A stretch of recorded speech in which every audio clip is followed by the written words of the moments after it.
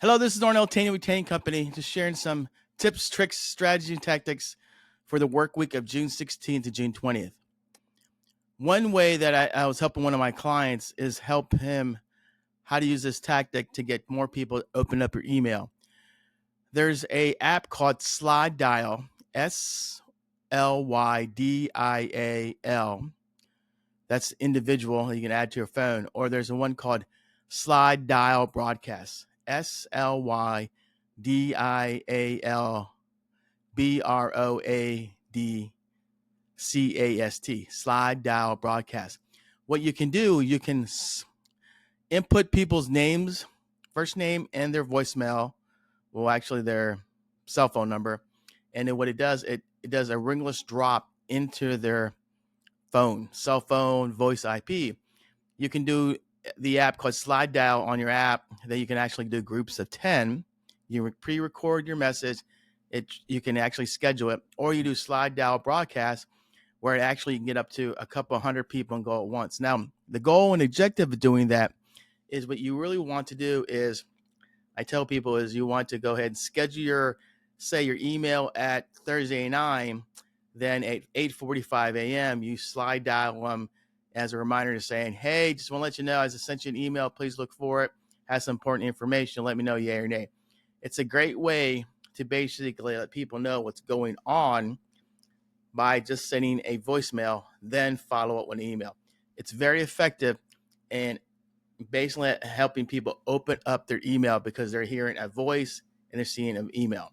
And the voice message will say, hey, let you know I sent you an email. Please look for it. And it's titled this, and that. Let me know what you respond. That has opened a lot of opportunity because people do follow up. The other thing that I was working with a client this week was working with a client who is the number 2 person in his unit. He's got over 70 employees. He's got 3 regional managers. And so he had to talk to one of his regional managers, and he was like, okay, look, how do I talk to this person? Because there's a concern I have. How do I bring it up? So I said, what are you going to do? Well, I'm going to tell him this. I said, well, what do you, I'm going to tell him, here's what my concerns are. Here's why I think it's going to affect you. Here's how it's going to affect the company. Here's going to affect me, affect everybody else. I said, whoo, that's a lot. I said, think about if you were you reverse engineer yourself and you're a reverse role and you were the other person, how would you feel? I would think the person was threatening me or telling me, this and that. So I said, well, do you know what questions are you going to ask that person to gain clarity and understanding and then proceed with the necessary action? He goes, never thought about that. You never have to tell people what to do. What you need to do is ask the right questions to help them gain clarity and understanding and then proceed with necessary action. Most people may not know they made a mistake or they not know where you're coming from. But if you ask questions, say, hey, let me, there's a famous term that statement says seek first to understand. Well, it always starts with questions. And if you ask the right questions, you can get the answers you need without telling the person. When you're very good at asking questions, it actually cultivates a culture of trust, openness, open communication, continuous learning, increase employment engagement, and empowerment and innovation. Basically, when people know they can come to you to talk about stuff and you're very open, you're very calm, and you ask a lot of questions, then you will have not only trust, openness, continuous learning, and people want to talk to you, engage. So I always tell people when I work with a lot of clients, when they're having to talk to their managers, I said, well, we don't tell, we ask. And then how do you ask the right questions so that you can elicit the responses that you want, or at least you know where you stand and then you know how to respond.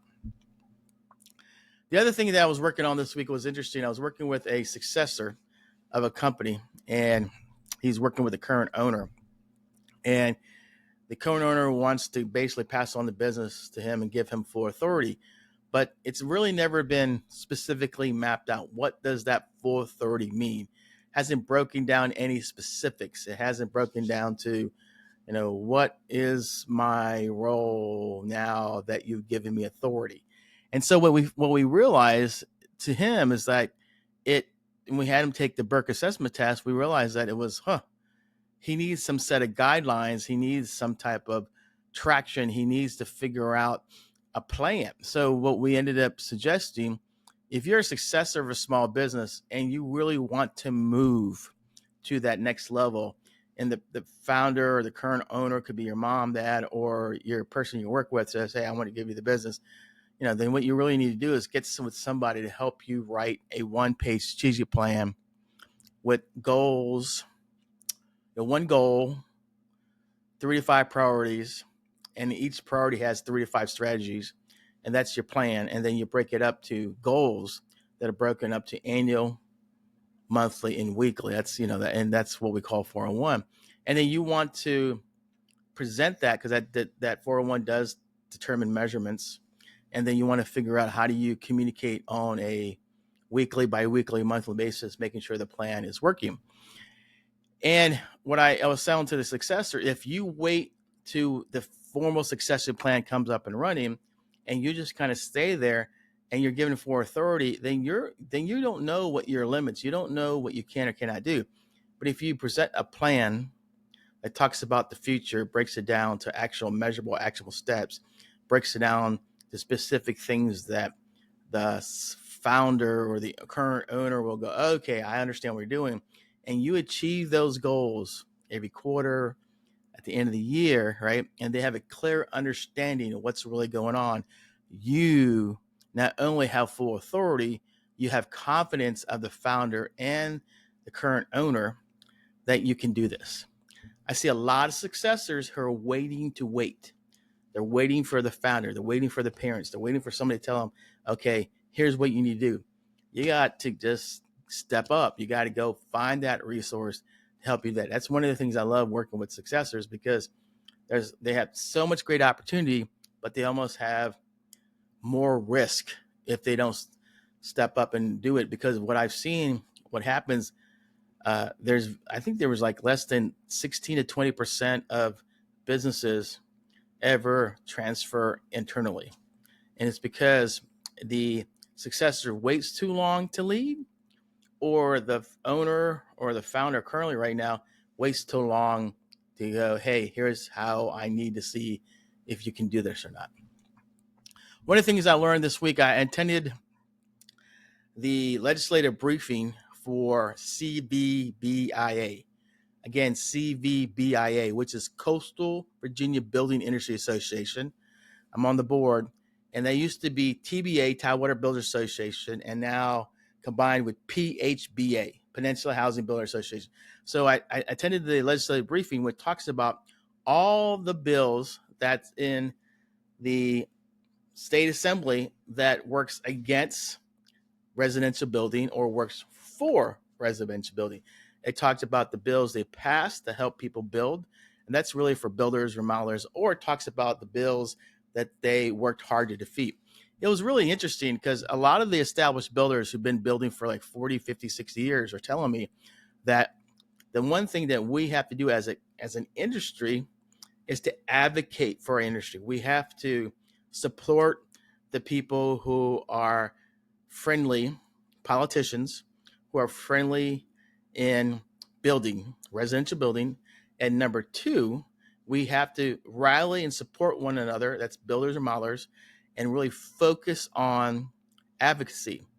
Focus on what bills that we need to create, what bills do we need to challenge, what bills do we need to fight to get off the docket, and then what relationships on the state, and the local that we need to build consistently, so our concerns or what we need to keep building is powerful. So it was interesting. I mean, a lot of the builders I was talking to said that's one thing, Arnel, we're advocacy. You have to be able to advocate for your industry. It's powerful. I mean, I even attended a HBAV build pack, which, you just give money to the PAC, Political Action Committee, and they go out there and support candidates that are in favor of building. So I'm a big supporter of CVBIA and building. I love to see houses built. It's pretty cool. I mean, I don't want to be a real estate agent or builder, but I just love being in a good, phenomenal home build or a whole kitchen being run out. It's amazing when you see what they took and what they took from nothing and made it beautiful, or take something existing and just make it beautiful. It's amazing. The other thing that I wanted to talk about is I find a lot of business owners now, if they don't have a salesperson, a business development person, they got to go out and do business development or otherwise generate leads, right? And so when they go out and do networking, there's two trains of thought. There's two perspectives. I just go network to get clients, or do I network to build a network, right? So building a network means you build a network of raving fans and advocates that actually can give you consistent business, or do I just keep going networking, looking for people to use my service on and off? So one of the things that I find out when I'm working with business owners, because I do consult or advise a couple of business owners on how to double their income in 90 days or less. We used to teach a class probably about 8 to 10 years ago. We get 10 people in there and help them double their income. And some of them, we would double their income in terms of filling up their pipeline, or in terms of just getting their, some of them would actually double because they would actually close deals in there. So what we realize is that, they talk about the pipeline, you got to fill the pipeline. So what I find out is that what most people do when they go out and network or build a network, they don't really have I call a referral pipeline, or a referral pipeline that measures raving fans and advocates. They have a sales pipeline, but they don't have a referral pipeline. So what they don't know is which relationships that I have to keep, cultivating and developing, then give me more referrals, right? Or either give me more referrals to new people who can use me, or which relationships I need to cultivate could send me more business, and where do I go to meet those people who could do both, right? So, I have a client right now that I'm working with, and we are actually, I have a spreadsheet I call a referral pipeline, where I say, okay, let's talk about which relationships you already have to send you business, and we need to be focusing on them to give you all their business. Number two, which relationships that you need to cultivate that can give you referrals to ideal clients who can send you referrals. And number three, when you meet these potential people who can do business with you, how are we developing and communicating that relationship that they can give you not only one deal, but multiple deals? Because remember, what most people do is they think, I'm going to get more of my business from my existing clients. Well, you can get, for example, if I'm a commercial heating and air conditioning person, and this is a commercial construction company, well, if I can get that commercial construction company to make me the number one person, I can get all my business from that. And all the other post-mortem, you want to diversify. But then the other thing too is there are people who are working with commercial construction companies who like a equipment rental place, a commercial insurance person, or some environmental. Those non-competing businesses can refer you commercial construction companies. So you need to develop relationships with them. You need to develop relationships with existing business to have them give you more of their business. And then some of them may give you referrals. And then you got to know, where do I go? So I have a track sheet with this client, and we look at, okay, where you're going, where you're networking, who you're meeting with, who you're talking to, who you're going to follow up this week, who you're going to ask business, or who you're going to appreciate. And that's what we talk week to week for about an hour. And I track all this spreadsheet, send it to him. And it's been doing really well, because we got him narrow focus, going after raving fans, advocates, or existing clients to give him more business. Or where do I go meet potential new clients that can start doing business with me first? It's interesting. It's exciting. It's exciting stuff when you do that. It's a pretty good thing. Now, one of the things that I want to talk about is with my clients is help them.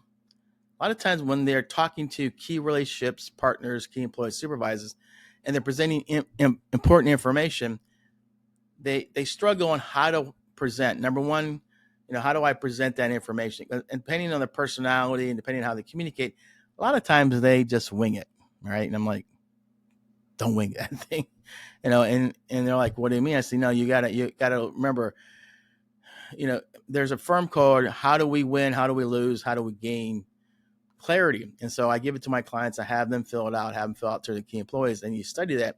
And when they're presenting like a topic, like for example, like, I need to present a topic like, you're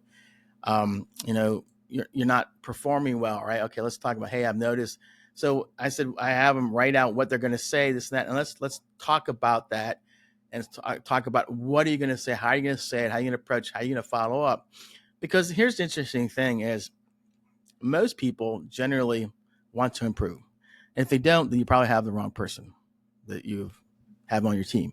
But most people want to improve, and most people want to receive feedback if their approach is pretty kind and you're asking a lot of questions. So a lot of times what I have to do with my existing clients, we actually work on how do you have a framework on communicating. And so we actually sit down, we talk about how you can communicate with this person, what are you going to say, how are you going to buy in, what's your follow-up, how's it going, how do we check on it, right? And they're like, because a lot of times most business owners, they either tell you what to do or avoid you and hope you figure it out. And when you're growing a company, eventually scale, and you want to build a team, you have to be able to coach people. And coach people is asking a lot of questions, or at least take a step back and prepare how you're going to approach people. Because if you do your best in preparing and you make that a habit and routine, people are going to be attracted to you, and you're going to be able to influence them. One of the biggest things I've seen this week that's interesting, in today's business environment, they say that you really want to, know your environment makes and breaks your business. Well, there's the physical environment, the office, how it's set up, windows, lights, place to sit and all that. But the other thing too is the people. Who do you have in there? What we find out that sometimes, I have clients who have people been there for a couple years, and some people left. Some of those people who have seniority, they're not positive, they're not upbeat, they're not willing to learn. They're kind of set in their ways. They have gloomy disposition. Sometimes they're anxious, or like I had a video on there, they hold people hostage. So if you're hiring talented, upbeat, hungry people that want to do well, you got to evaluate the current staff you have, because you'll find out that a lot of them don't want to grow with you. A lot of them are set in their ways. So you have to evaluate that, because you hate to bring in somebody in who upbeat, likes just a breath of fresh air and lights the room up. But then you got 3 people in the room who are really negative and they're not being there, and their energy is very down. Over time, that's going to change the positive and upbeat person. They're going to be struggling to stay there, and they usually will leave. So I always tell people that you really have to, owners, you have to look at who you currently have, and you may have some older employees that are not as positive. Now they said, what do I do? We got to help them get positive, or you may have to replace them over time, because I've seen companies where they brought in good, upbeat people, and then lo and behold, that person's gone 6 months in a year. I tell them it's because something's going on in your company with your employees. The other thing I've noticed in the business community today, with everything going on, with all the noise, with TikTok, because the good thing about TikTok, Instagram, you get some great information. But on the other side, you can get a lot of noise. We call it the data channel in PQ. You get a lot of this data. It's overwhelming. So when you're doing business with people, you really want to do business with people who are, calm, positive, and fun, make you feel comfortable. And it's, I've seen where people have hired people who have great skills, but again, they're not calm, positive, they're not fun, make you feel comfortable. And then what happens is you get them working for you, and it's like doom and gloom, and you realize what happened to them. And then as an owner, you're like, well, I think I'll give them 3 or 4 months. I'm like, no, you got to let them go.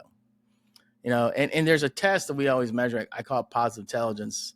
Has 2 tests. One to test their what we call their PQ score, positive versus negative. And number 2, we test what destructive patterns when they get stressed. And it's amazing when you see that, because a lot of times when you can measure how people think positive and how they see them destructive. And that allows you to determine when you hire them or you're going to do business with them, are they going to do really well, or are they going to really struggle? People don't know. When you hire people, you don't know how they're going to be handle through stress. So one of the things before we hire somebody, we give them a work interview where they work a half a day, and you give them specific things they have to do. Like if you want them to make calls, tell them to call for 30 minutes, give them a list to call. You want them to create an ad, I want you to create an ad.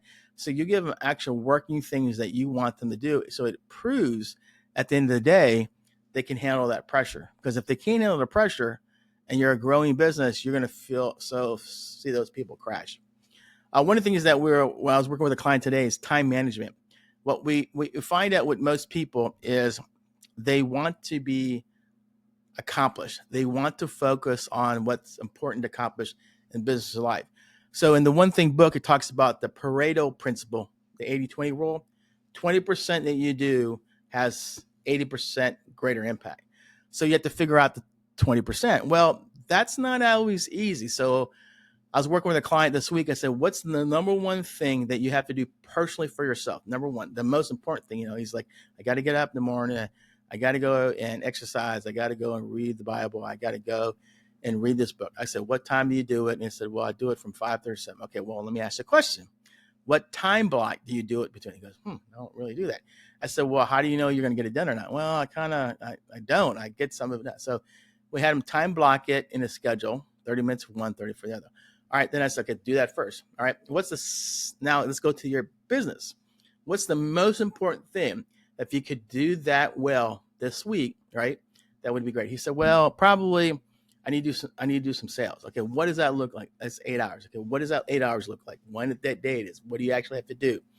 What to do Tuesday? So he broke down what he would do specifically. Okay, what else do you have to do? That's number one. He said something hiring. So we said to him when we're working on time management is what's the top 20%? What's the number one thing personally, professionally? Do that first. Schedule that. What's number two? Personally, professionally, schedule. Because here's the interesting thing. You only have so many hours. You just have to figure out how many hours every week will you'll contribute to that top 20%. Some hours it's 5 and 5, personally and professionally. Some it's only 5, 3 hours personally and 2 hours professionally. And what it says, you do that part first, the success list and the to-do list. A lot of owners I talk to, they do the I feel good list. And what that means, I want to do what I do to feel good. And that's either doing busy stuff or stuff that I feel comfortable with, but it isn't the stuff that has great impact in terms of time and money. And so what we really have, when I really work with clients, is help them manage that 20%. And sometimes you can get more of your 20% because you can hire people to do a lot of that other stuff that takes a lot of your time.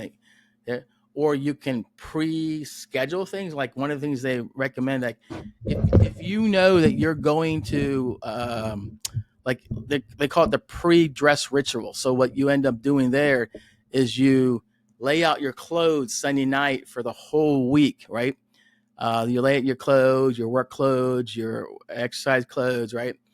And then you just lay it out so you can save your time, your energy around your mind, pick it up. Or some people, and I've seen people, they just buy the same set of shirt or pants, right? And they wear that 3 out of the 5 days unless they go into a special event. But they know it's easier to wear the same thing over and over again, so they don't, it's called decision fatigue, so don't affect the decisions because it's really simple. So when you're managing your time, it's not only managing energy, but there's certain things you can learn to do. But I always go back to what's the 20% you need to do? What's the 80%? How do we get more 20%? Because most people would like, yeah, how do I do that? And usually what I have to do is sit down with that because it does take a little bit of time, but you can help people improve. The other thing that I've noticed that when I ask people, if they're doing networking or getting referrals, I say, do you have a one-page strategic plan, right, for business development around referrals, around relationships, around networking? And people are like, oh, what does that mean? Okay, what do you do? Like, do you know how much business you want from your networking? What are specific priorities you need to do? What are the strategies? And do you have it laid out in your calendar? And I'm like, I don't have that. So you're really just winging it. I say you do not want to wing in networking because networking is a double-edged sword. It's either going to be very fruitful for you. I mean, I could tell you I can tell you which organization's very fruitful in the Hampton Roads, and it's not fruitful for a lot of people. But you have to have a one-page strategic plan for business development that's specifically tailored to networking or generating business from relationships. Because if you're not doing that, you're just being very tactical and hoping the tactics help, but you don't able to repeat or adjust or realize what works or not, and then you're struggling. So several of the clients I work with, if they're going to do networking or build a business by relationships, we develop that so it's predictable, repeatable, and they can turn it on and off because they actually know what activities lead to it. The other thing that was really important, I had several clients the last year or so who bought businesses through a broker. And what they realized is that, I didn't know this. I assumed they did. And I take some element of fault to this is we never checked what we call the human capital of the current business. And so a lot of these clients, a couple of my clients I worked with, they bought businesses. Since they didn't check the human capital, a lot of the people, when they bought the business, they had to let go, right? A lot of them let go, or the people quit. And they didn't know. I mean, when they bought the business, very successful business, over $1 million or so, $1 million revenue, they didn't know any different. So, and I always tell them before, I tell them before you buy a business, you probably want to talk to a business coach or a executive, a certified exit planner who understands human capital, because, I was telling a couple of my clients, like, next time we buy a business, we're going to test human capital. And how you test human capital is you just look at their annual reviews, their training, the development, because without testing the human capital, what you'll find out is, what their turnover rate is, what their training investment, employee satisfaction, productivity measures. If you don't test that, see that, or their report, then we shouldn't buy the business. Or if you're going to buy the business, we'll buy the business for less what they offer. Because to grow a business, you have to have the right people, and to really scale, you have to develop leaders. And so when a lot of the clients, I have a couple of clients who bought, they didn't test it. Now we're like on it now. We're going to test the human capital. The other thing I'm going to leave you with that I think it's the most important thing is when you're sitting down, like there are certain people, there's a test by Gretchen Rubin called Tendencies Toward Habits. And it tests how you are when you're looking to change your habits. And one of the tendencies is called a questionnaire. So I have a couple clients who are questionnaires, and I have them take the test. And the reason I have them take the test, it's really important because I want to see what happens before they change their habits, what needs to happen. So, for example, a questionnaire, they need to get all their answered questions before they make a change. So, so when I know I have a questionnaire, I say, okay, what questions do you need to have for me so I can answer it prepared so that you'll feel comfortable in working with me, right? So I had a client recently said, okay, look, you're going to meet with your partner. And I said, look, here's my suggestion. He said, what? I said, I know you well. You need to send him an email and say, hey, here are my questions that I need to, and be very detailed. Here are my questions I need you to answer before we meet so that I know you're prepared. Because I said, if you don't send him the questions, and he's not paying, and I know he's paying attention right now. If you don't send him a list of questions, I'm telling you, you're going to go to that meeting already on fire, upset, and you're going to be pissed off because, yeah, that's a good point. So he's going to send a list of questions, have me review it, send it to his partner, and his partner's going to prepare, and it'll be a good meeting. Because eventually, when you're working with people, you have to realize, how do they make changes, right? There's a change in their mindset. Are they open to it? And there's a change in how do you communicate so them actually will take that first step. Most people who are questionnaires, they're the type of people who ask a lot of questions, and you can't get annoyed and just say, hey, okay, is there any more questions you need me to ask? You want to ask? Okay, great. Okay, let me, and you can say to him, give me a couple, maybe can we schedule tomorrow when I get all the answers, or, hey, I don't know the answer, I get back to you. They would appreciate that, because at the end of the day, they literally need the answers before they can move forward. So when you're meeting with somebody as a questionnaire, just ask them, hey, what some questions, prepare for them, Or if you're a questioner and you're meeting with people, hey, here are some questions I need to answer before I can move forward, send that email and you'll do well. So I hope this information is very helpful. I'm just sharing information that I've learned during the week so that you can actually just do well in your business. Again, thanks for watching. This is Arnel Tanyag with Tanyag Company. Have a great day.